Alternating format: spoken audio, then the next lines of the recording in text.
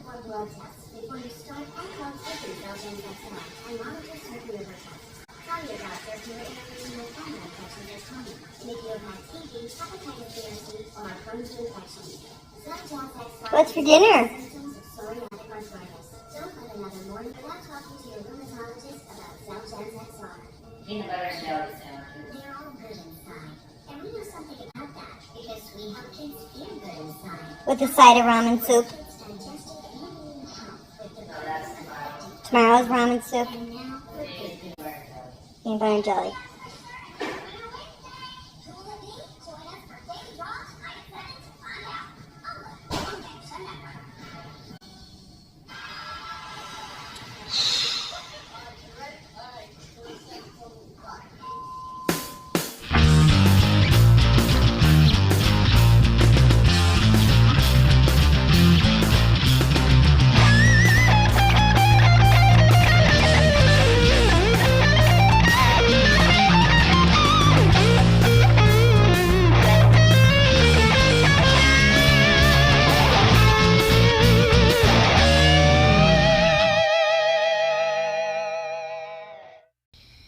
Chapter 14. If it isn't Nora and Bridget coming around with Miss Elizabeth and our wee lad Thomas. Bridget. Her name was Bridget. Tyler was nearly ready to grab a hold of her and dance a jig when he remembered that they couldn't see or hear him. Come in, she ushered them into her cottage. Please sit down, and I will make us some tea. I have some biscuits for the children. The children, wide-eyed, looking to their mother for permission, she nodded her approval. With eyes sparkling and huge grins on their faces, they took a seat at the kitchen table and waited for the old woman to give them each a biscuit. The old widow handed each of them one, and the children squealed when they held the biscuits up to show their mother.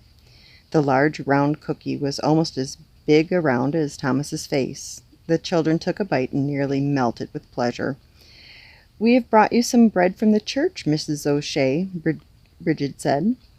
Oh, no need, darling. I have so much more than I need. Since I've been laid up with this hip ailment, people from far and wide have been bringing me food.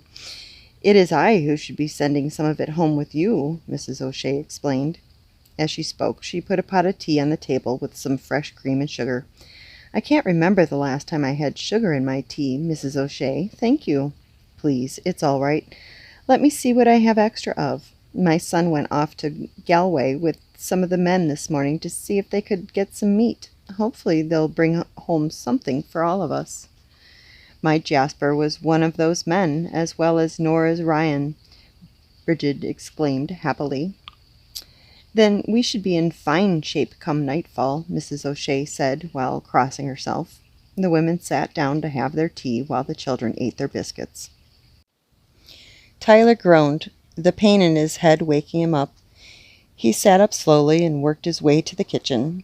He fumbled around the kitchen table for the painkillers that the doctor had given him, and took two with what was left in his coffee cup from earlier. He grabbed an ice pack out of the freezer and lay back down on the couch.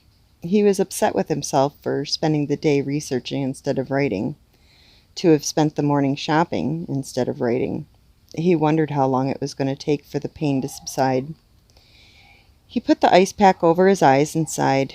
Bridget, her name is Bridget, he whispered, then cleared his thoughts and waited for the painkillers to take hold. About an hour later, Tyler woke up hungry and feeling like he had been the one-man opponent in a game against the Detroit Red Wings. His head no longer ached, but his body was sore, his mouth felt like he had been chewing on cotton, and his skin itched like crazy. He went in to take a shower and hopefully loosen up his muscles and relieve the itch on his skin.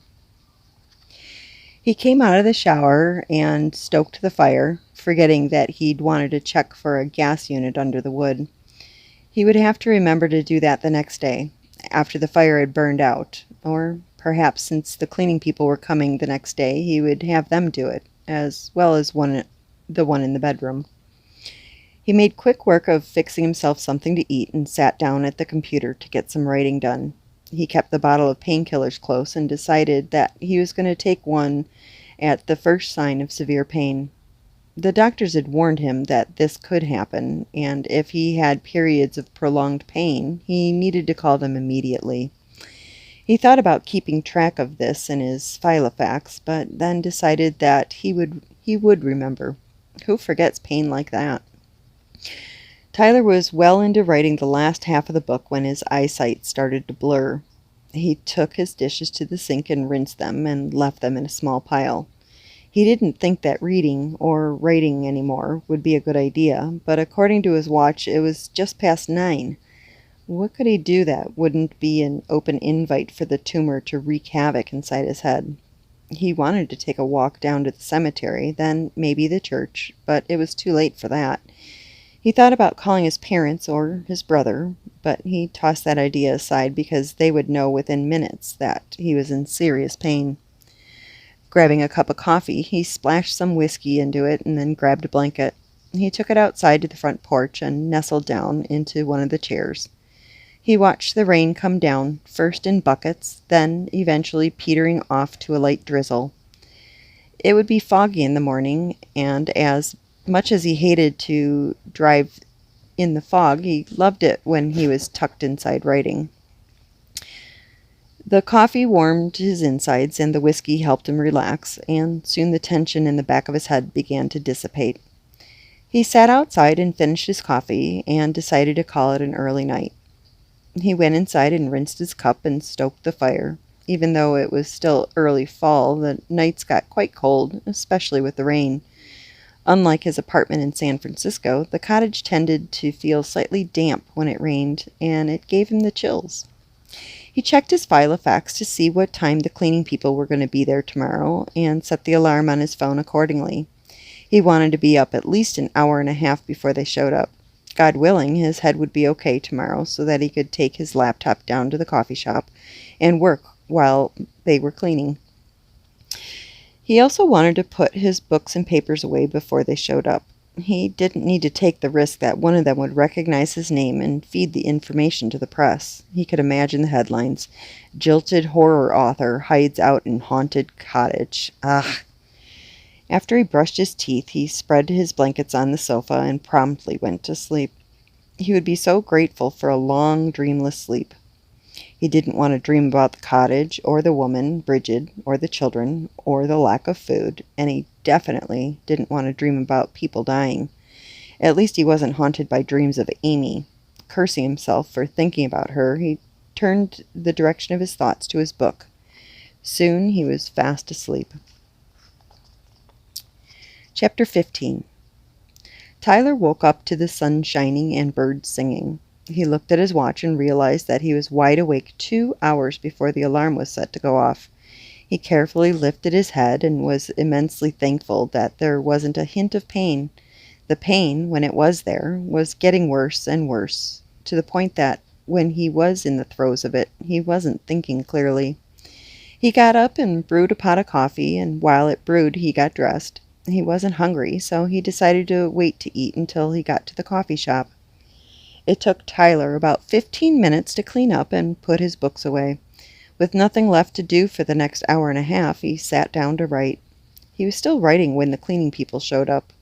He opened the door to find a middle-aged blonde woman with a pleasant smile and what was obviously her daughter standing there holding a mop, bucket, and a vacuum cleaner. Sitting on the step was another bucket full of cleaning supplies and an actual feather duster. He smiled at them and made a mental note to add an actual feather duster to his next book.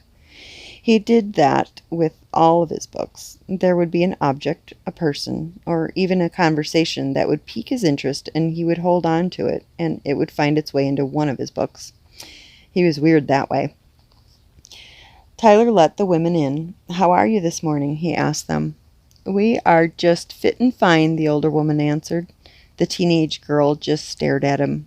"Are you wanting us to do anything in particular while we are here? Your mother said it was quite the mess in here, but it doesn't look as bad as all that." "I've been doing some cleaning here and there, but mainly if you can take care of the bedroom and the bathroom. I've been sleeping on the sofa, and it's starting to get uncomfortable. Also, if you can check the fireplaces to see if the ashes need to be scooped or whatever it is that's done with them. Do you know if these are gas fireplaces? I doubt they are, but I will check when we give them a good scooping. Everything will be taken care of. Will you be staying here, Mr. Logan? Oh, please, call me Tyler, or Ty. No need to be formal, Tyler told her. Well, it's nice to meet you, Tyler, the woman said. I'm Grace, and this here's my daughter, Catherine. We call her Kate, just like the Duchess of Cambridge. It's nice to meet you, Ty, Kate said. That's Mr. Logan to you, Grace affectionately corrected her daughter. Not wanting to prolong the girl's suffering, which was evident by the bright red patches on her cream-colored skin, Tyler told them that he was going to take his laptop and head out to the coffee shop and perhaps do some exploring. He smiled at them both while he packed his bag. There's fresh coffee in the coffee pot, so feel free to help yourself. There's creamer and soda in the fridge if you'd rather have that, Kate. The girl went strawberry red and nodded her head. Grace laughed and held the door open for Tyler as he headed out to his car. While driving out of his driveway, Tyler decided to check out the cemetery that was closest to his cottage. He pulled to the side of the road by St. Declan's and got out of his car. He walked along the grave markers, looking for a name he found familiar. He took a notebook out of his back pocket, with the intent of writing down some of the names he saw, but he found that most of the stones, markers, and tombs were so degraded that no name or date could be read. Tyler walked around for a few minutes, just absorbing the history of the place. He stooped down and pulled some grass out that had overgrown the small marker that was almost buried by the foliage. He couldn't read what was carved into the stone.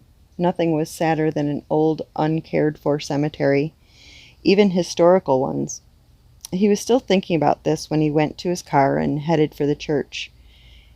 If they had her listed, or any of the people he had dreamed about, he might be able to find out their fate, even if it's where they were buried. Tyler pulled into the parking lot of the small white church he had seen yesterday. It looked to be the oldest church in the area, and he thought that it would be a good place to start. He got out of his car and grabbed his computer bag and headed inside.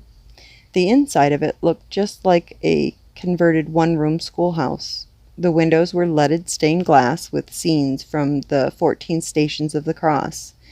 Tyler looked closer at the windows. The craftsmanship awed him. You could see that each pane, each shard of colored glass was hand-welded into place. The pews were smoothed and polished. The wood felt warm to his touch. He walked up to the altar. The last time he was in a church, he was supposed to be wed. He would still be on his honeymoon right now. He let out a pained sigh and walked over to a door that had a small sign that said "Office" in English and Gaelic. He knocked gently on the door and was surprised at how such a soft knock could echo so loudly inside the church.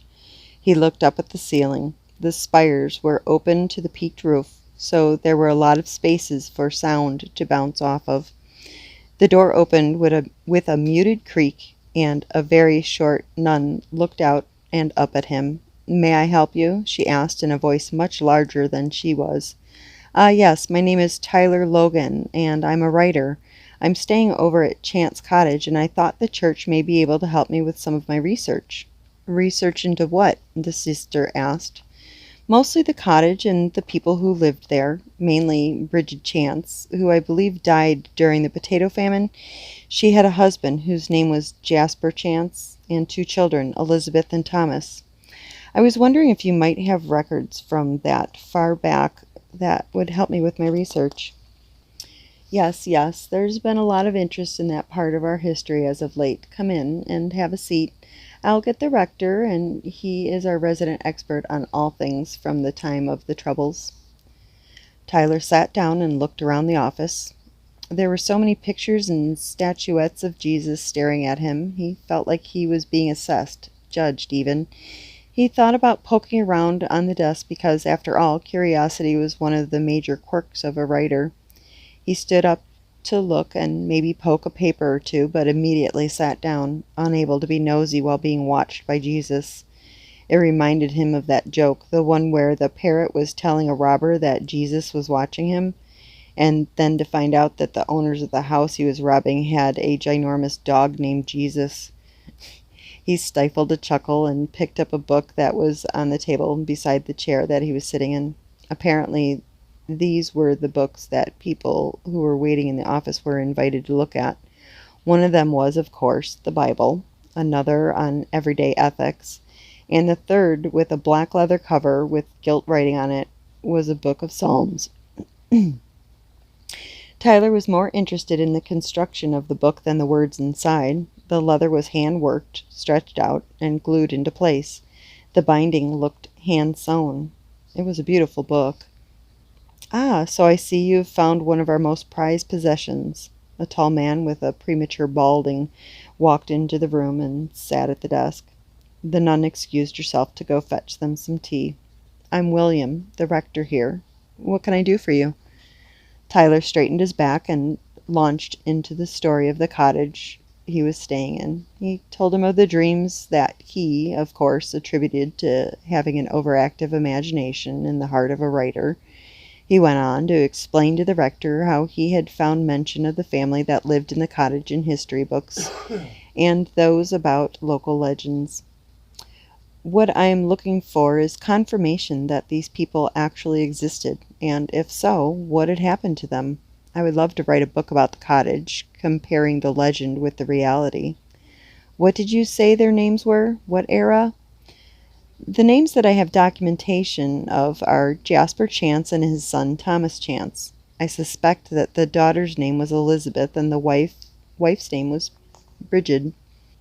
They were barely mentioned in the books that I bought, but their names weren't provided." "It did say there were a wife and a daughter, though," Tyler explained. "I also think it was during the Victorian era, most likely during the famine, or the Troubles. Let me see what I can find in our records. The 1800s, you say?" "Yes, I would suspect in the middle, like the 1840s to 1860s. At least, that's what my gut is saying." William got up and beckoned Tyler to follow him. He did.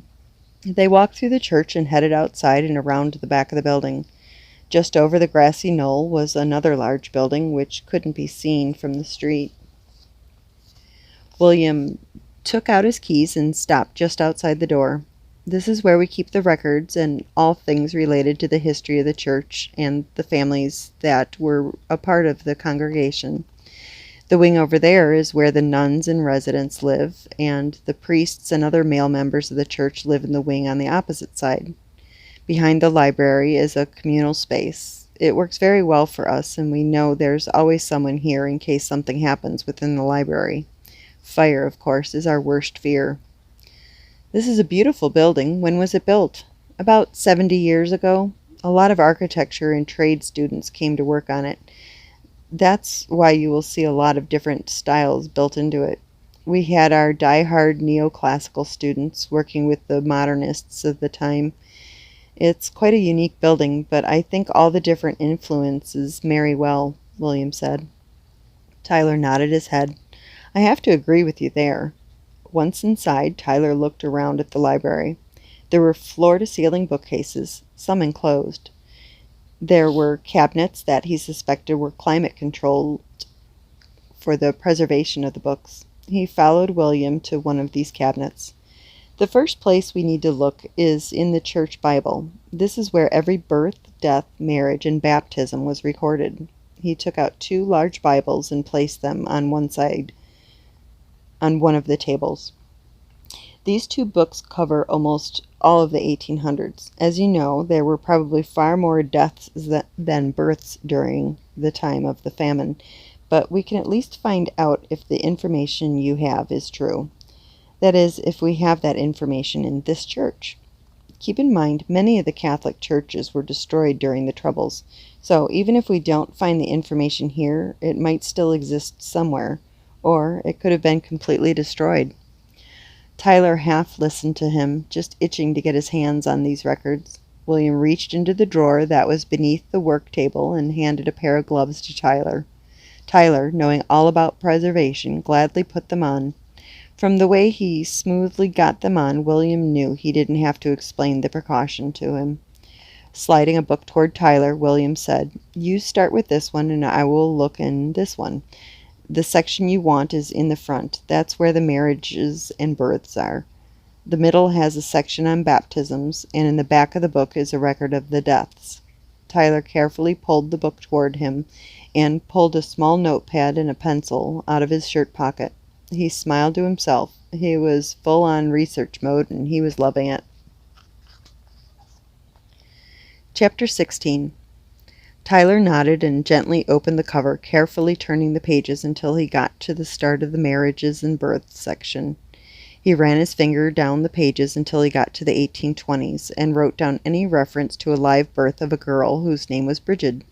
He kept going until he reached the late 1830s and then switched over to the wedding section.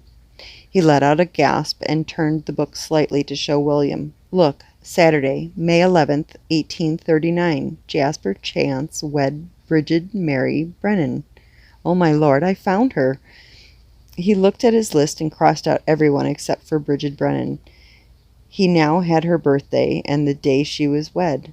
He looked at the page with her family register, and underneath their names he read, Live birth, Elizabeth Chance. Stillborn, Patrick Chance. Live birth, Thomas Chance. Tyler let out a short whistle and was relieved that he wasn't going crazy. He copied the information, then flipped over to the back of the book to look at the deaths. He was hoping he wouldn't find any of the Chance family there. His heart broke for a family he had never met. He was gone more than a century before he was even born. When he read Bridget Chance, November 10th, 1847, the cause of death starvation, burial unknown, he felt something small inside him shatter. He told himself that he was being silly, but seeing it written out, knowing that she was a real person who died in such a horrible way and so young. His age, actually, just made him kind of sad. He showed the script to William and asked him why she wouldn't be buried in Ardmore. During the time of the famine, so many people were dying and so many were weak from starvation that it just wasn't possible for families to give their dead a proper burial. That is, if they could even afford it. Carriages went through the town weekly to collect the dead, and they were brought to Cork for a proper burial. Many times, because of superstitions or even laziness, these people were buried in mass graves along the route there. There was just too many people dying for the churches to handle the volume. He put a hand on Tyler's shoulder, noticing that the man had blanched. I know it sounds horrible, but I'm sure that as Christians they did the best they could. So it would be pointless to try and find her grave. I'm afraid so. There is a very good chance that none of the records survived, if they were even still keeping records at that point. I'm sorry. I can see that you have gotten emotionally involved with this story. Tyler smirked. The curse of a writer, I guess. The curse of someone who cares about his subject matter, William said. True enough. How can I find out what happened to Jasper and the children? We would have no record of that, but I can suggest going onto one of those Irish ancestry websites and see what you can find. You can look through the records. You might find that they moved to another town or went over to England or Scotland. You might find ship manifests showing where they traveled to. Those sites have a wealth of information. I'm sure they'll charge you a fee, though. Oh, I don't care about that. I've jumped down this rabbit hole, and I won't be climbing out soon. William stood up and took the books back to the cabinet and locked it up. He took off his gloves and reached out to take the ones that Tyler had already taken off and tossed them into a bin by the door. Please, let me know if you need anything else. I should get back to the church business, William said. Thank you, William. I just have one more question, if you can spare the additional time. Sure, what is it that you need to know? William asked. Is there any way to find out where the Chances buried the baby who died? Well, it's not likely, but again, it's not impossible either. You can go down to the city hall and look at the cemetery records. They were moved there during the Troubles. We were only able to get the church records back from the registrar because they were official church documents.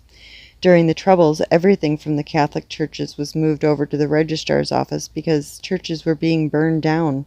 Once the Troubles were over, the office had decided that the cemetery records fell under urban planning and had to remain at City Hall. Thanks, I'll go check them out. I appreciate your time more than you know. Tyler shook his hand and headed out of the library. He walked with William back to the church and again thanked him before he headed over to his car. He was pleased with the new information, as it proved that he wasn't actually losing it. He started the car and picked up the phone to call Ben. He was the only one who truly understood Tyler's fascination with history and ghosts.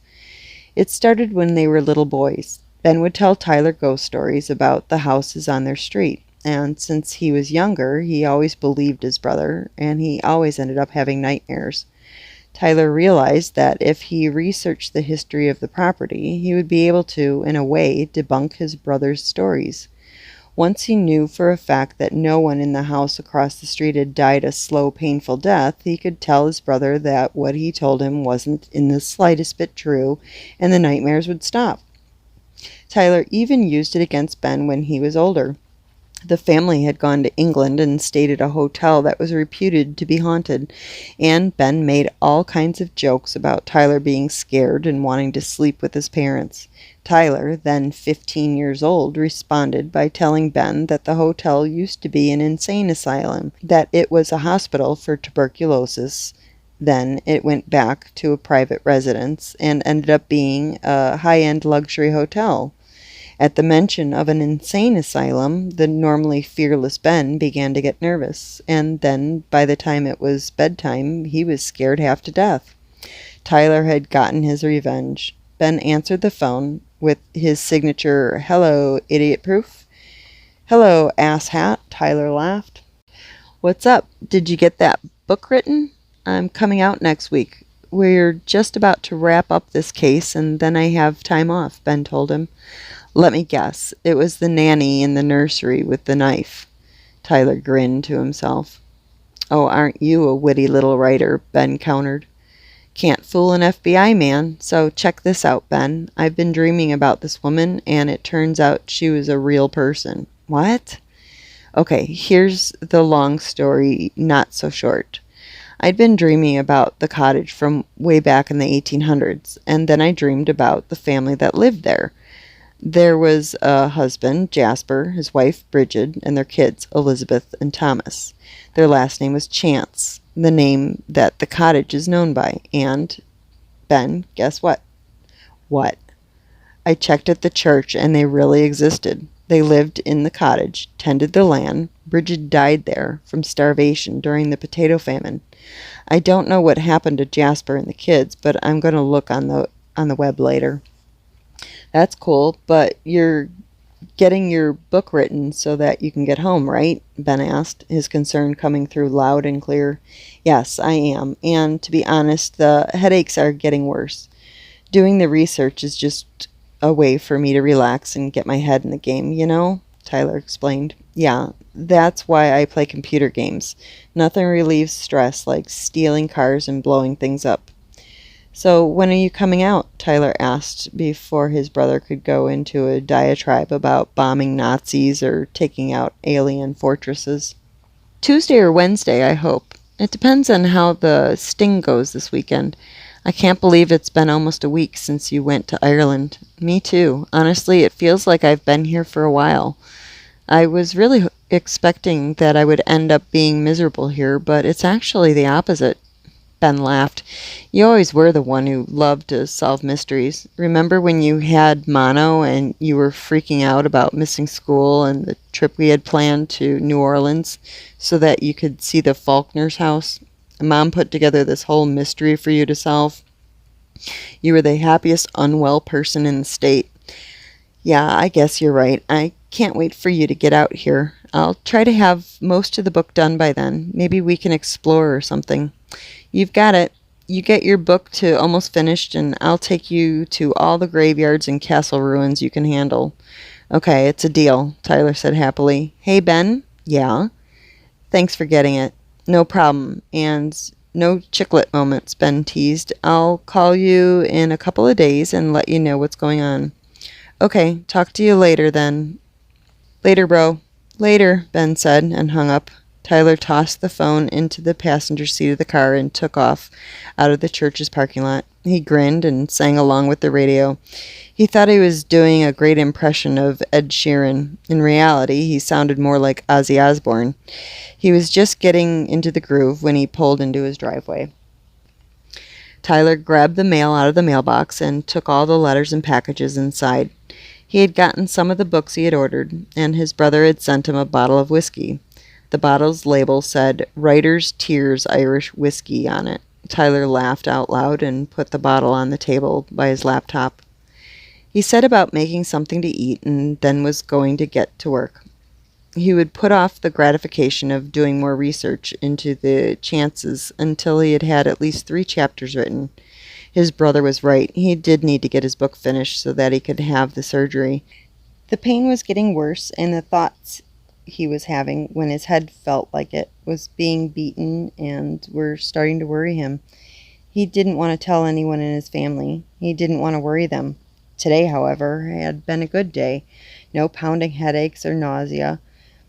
He was thankful for that, and that was the only reason he wasn't popping open that bottle of whiskey. He couldn't wait to try it and, of course, send his brother a picture of him enjoying it.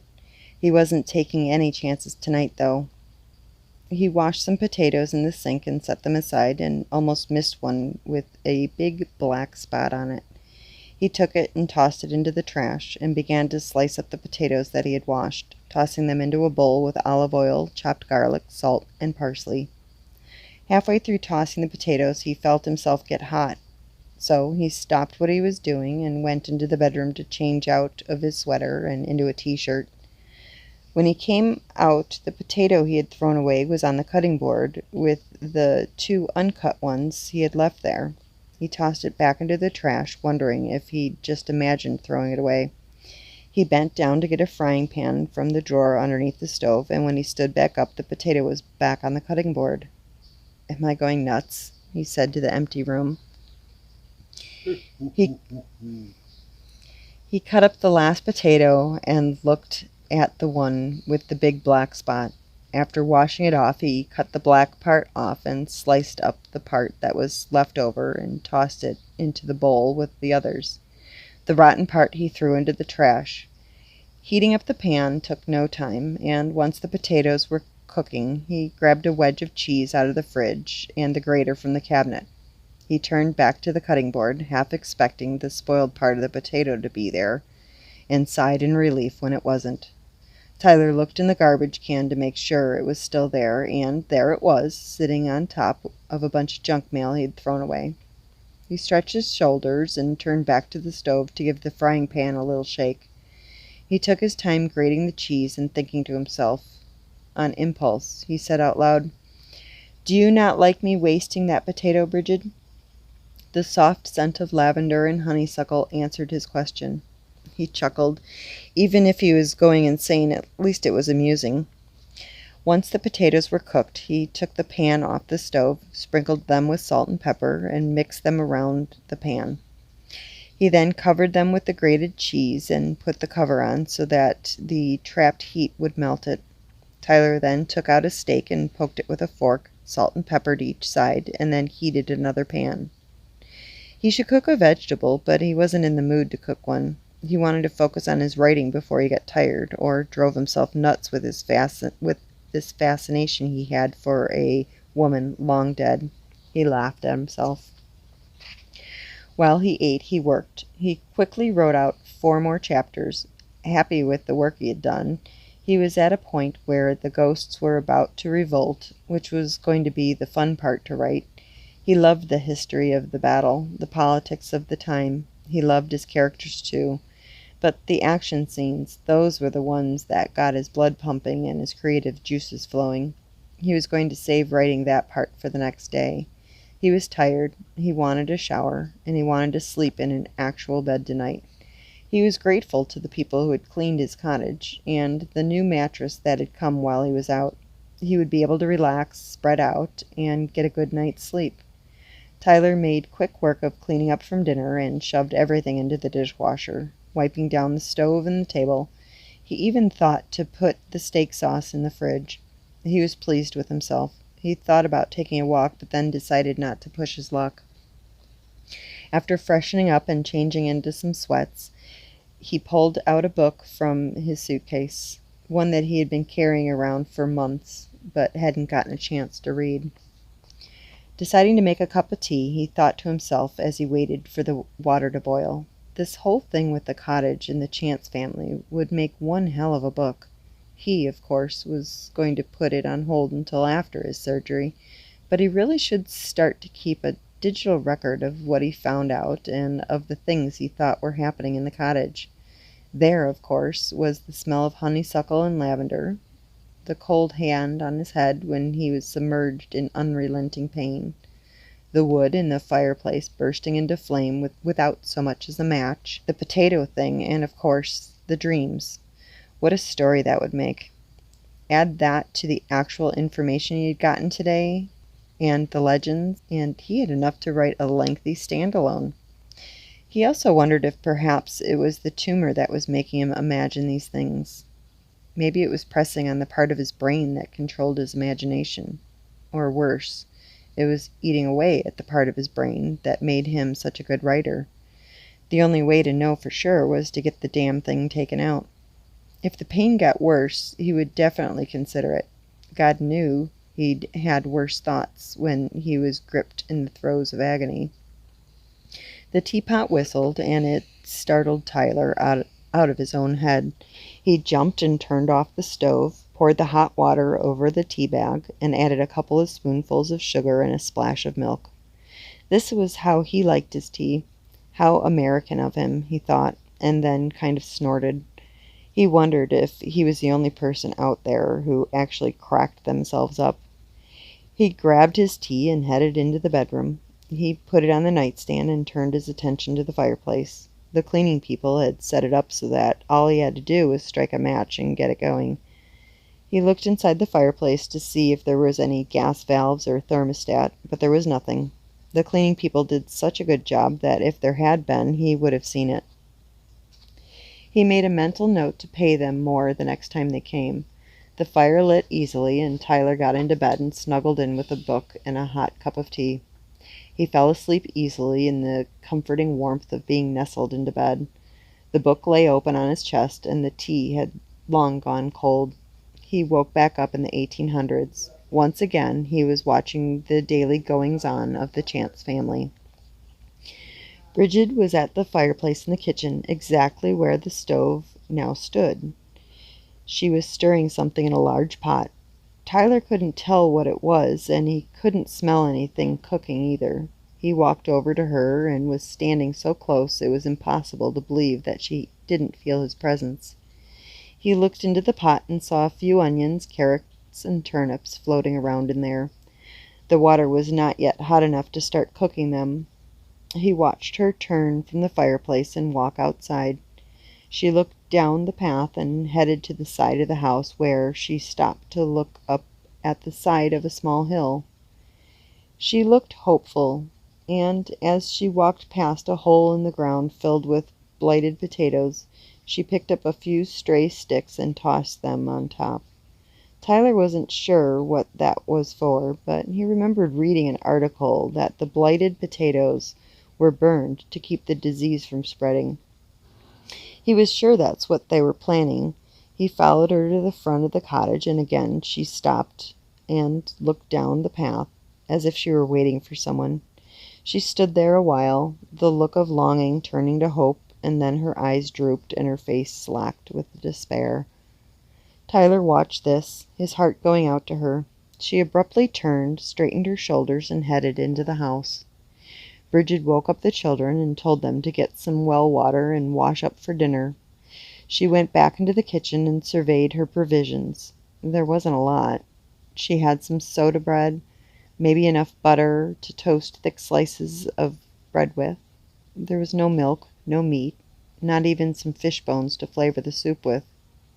Elizabeth and Thomas took the water bucket from the kitchen and opened the door. Thomas yelled, "Papa's coming! Papa's coming!" as loud as his little voice could. Tyler briefly woke up and grabbed a blanket off the chair and wrapped it around himself. Instantly, he was once again asleep. Would you have ever thought 2 years ago that at this point in our lives we'd be watching Family Feud every night in Florida?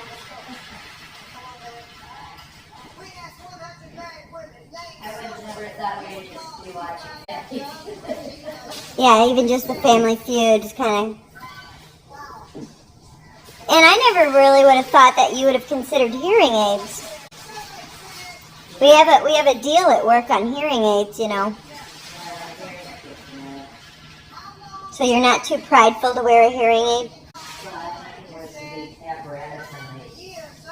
No, but I did get it was in our newsletter today that they have a employee discount on hearing aids. I know. Maybe it's covered under our insurance. Okay, we're going to play along on this round. You ready, honey? Start shouting out answers. 5 seconds on the clock. Here we go. We asked 100 married women. Name someone you would call if you found out your husband was cheating on you. Mom. Your sister. How long do you have to know someone before you can call it love? A year. 2 years. 2 years. Name a wild animal that can be found roaming the suburbs. Deer. Pass. Name something you do for a baby. Change it. Right. Name a cheap, greasy food you love. Hamburger. Name a wild animal that can be found roaming the suburbs. Fox.